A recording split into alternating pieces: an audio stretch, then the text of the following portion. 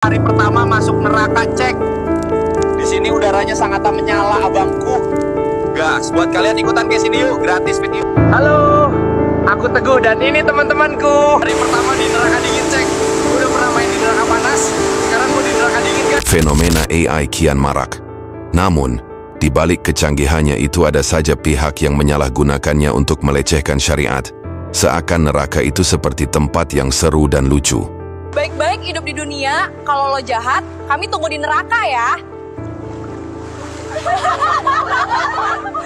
Sementara, orang-orang yang mengolok-olok agama mendapat kecaman keras dari Allah Subhanahu wa Ta'ala, sebagaimana dapat ditemukan dalam beberapa ayat di Al-Quran. Orang-orang yang munafik itu takut akan diturunkan terhadap mereka sesuatu surat yang menerangkan apa yang tersembunyi dalam hati mereka. Katakanlah kepada mereka, teruskanlah ejekan-ejekanmu terhadap Allah dan Rasul-Nya. Sesungguhnya Allah akan menyatakan apa yang kamu takuti itu. Quran Surah At-Taubah ayat ke-64. Dan jika kamu tanyakan kepada mereka tentang apa yang mereka lakukan itu, tentulah mereka akan menjawab, sesungguhnya kami hanyalah bersenda gurau dan bermain-main saja. Katakanlah, apakah dengan Allah, ayat-ayatnya dan Rasul-Nya kamu selalu berolok-olok? Quran Surah At-Taubah ayat ke-65. Hai orang-orang yang beriman, janganlah kamu mengambil jadi pemimpinmu orang-orang yang membuat agamamu jadi buah ejekan dan permainan, yaitu di antara orang-orang yang telah diberi kitab sebelummu dan orang-orang yang kafir, orang-orang musyrik. Dan bertakwalah kepada Allah jika kamu betul-betul orang-orang yang beriman. Quran Surah Al-Maidah ayat ke-57. Mengolok-olok perkara agama termasuk surga dan neraka adalah perbuatan orang ahlul kitab. Selain itu, mengolok-olok azab neraka juga termasuk menantang Allah. Bahkan bisa jadi, orang yang mengolok-olok perkara agama telah kehilangan iman dalam hatinya.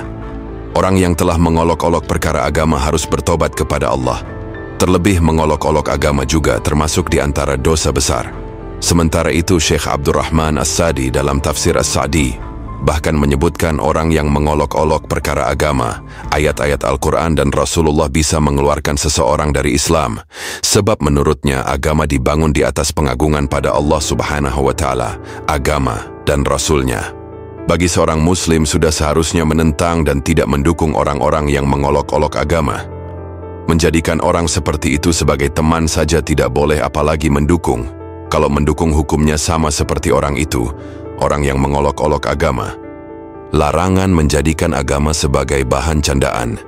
Terdapat peringatan dalam agama Islam yang melarang seseorang membuat suatu lawakan atau candaan dengan menceritakan suatu hal yang isinya dusta atau berbohong, dalam rangka membuat manusia tertawa. Peringatannya cukup keras. Rasulullah Shallallahu Alaihi Wasallam bersabda, "Celakalah bagi orang yang berbicara lalu berdusta hanya karena ingin membuat suatu kaum tertawa. Celakalah dia. Celakalah dia." Hadits riwayat Bukhari. Adab dalam bercanda paling utama tidak bergurau dengan ayat-ayat Allah. Ini menjadi peringatan bagi para konten kreator, komedian, aktivis stand-up komedi dan lainnya agar hendaknya berhati-hati, dan kita doakan kebaikan kepada mereka agar meninggalkan hal ini. Dan diriwayatkan dari Anas bin Malik radhiyallahu anhu bahwa Rasulullah Shallallahu Alaihi Wasallam pernah bertanya kepada malaikat Jibril alaihi salam, "Wahai Jibril, kenapa aku tidak pernah melihat malaikat Mikail tertawa?" Maka Jibril alaihi salam menjawab, "Sesungguhnya malaikat Mikail itu tidak pernah tertawa semenjak diciptakannya api neraka." Hadits riwayat Imam Ahmad. Umar bin Khattab radhiyallahu anhu pernah berkata, "Sekiranya ada yang berkumandang dari langit, wahai sekalian manusia, sesungguhnya kalian semua akan masuk surga kecuali satu orang saja. Maka aku merasa takut bahwa satu orang yang dimaksud itu adalah aku." Semoga Allah menjadikan kita termasuk orang-orang yang banyak menangis karena takut kepadanya.